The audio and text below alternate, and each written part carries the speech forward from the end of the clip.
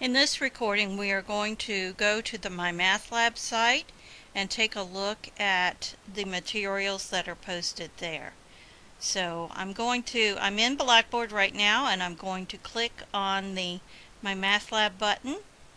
This will take you to a place where you can sign in. Notice MyMathLab and MyStatLab both are the same.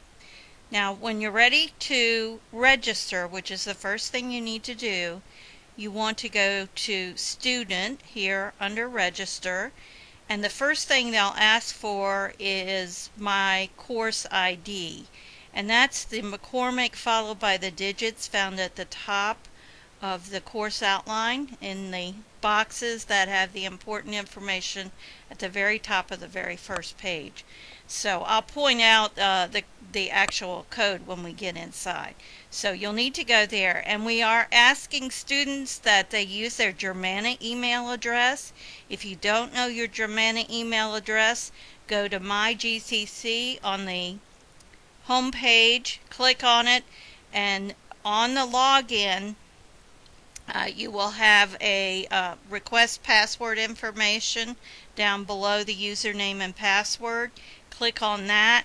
You fill in your name, your birth date, your social security number, and it will give you your username and your password, and from that you can get your email address. So if you need that, that's where you go for that.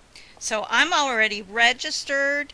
So once you're registered, you click on sign in, and I've got my information entered. Okay, now I have several classes that are using MyMathLab and MyStatLab. So here is your course. You should, once you enter my course ID, which is McCormick 86994, all you have to do is click on the name of the course and it will take you in. Now I'm going to reorganize this a little bit and go to the course home. I'm trying to see if I can get it to open up to the course home, but it'll be the second button if I am unable to get it reorganized. Here you'll have a calendar that shows you the first few things that are due. Also, if you'll remember from the list in Blackboard of items that you're to do the first week, one of the things is to do the browser check. So you want to come here and do the browser check, and how to enter answers. Those are the two main ones. You can do Pearson Tutor Services. We have our own tutoring services through Germana, so it's another option for you.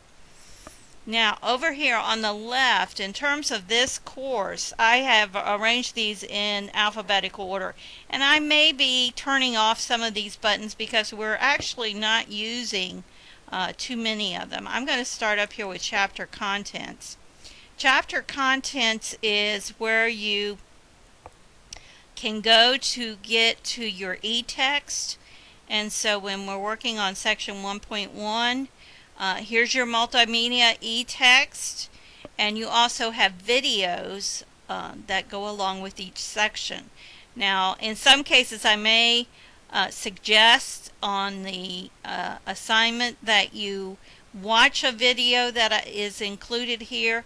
Other times you have the option of watching these. And what I suggest in the beginning is you watch mine, you watch these, decide which ones are most helpful to you, and then you can go with whichever one helps you understand the material. If you watch mine and you don't understand, then I would recommend coming here and watching these videos, just simply to help you to understand if possible.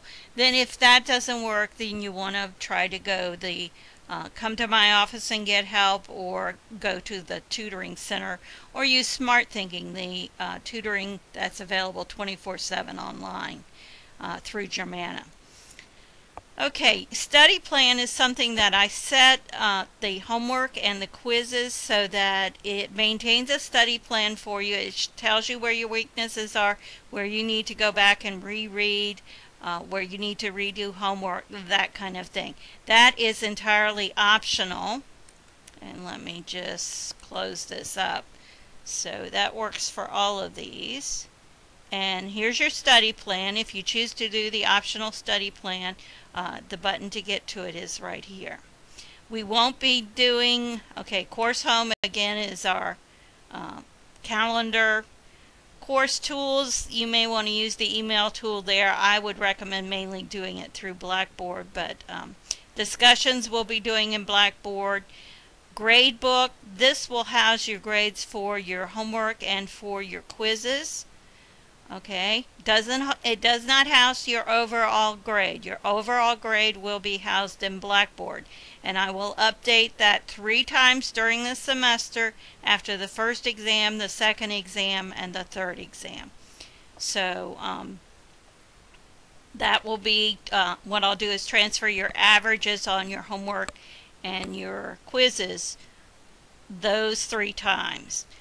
Homework, this is where you go for homework, and I haven't set up all the homework yet because of the fact that this is, like I said, a new text, and I'm having to redo everything. So you'll see I've got chapter 1 done. At this point I'll be working on getting 2 and 3 in here fairly quickly. But this is where you go to homework and you click on it. Unfortunately, I need to have my computer updated by IT because my flash is out of date and it won't play the homework for me. So that's why it's important to do the browser check at the beginning of the when you come into this particular course. Again, that browser check is found on the course home. So that's the homework. The quizzes are located under quizzes and tests. At this point in time I only have the 1 chapter quiz, so that one is there. You get 2 attempts on each quiz until the due date. So this one's due 9/9. Alright, multimedia library, if you want to see some of the videos, you can go choose a chapter. You can choose, I'm just going to do all of chapter 1. Find now.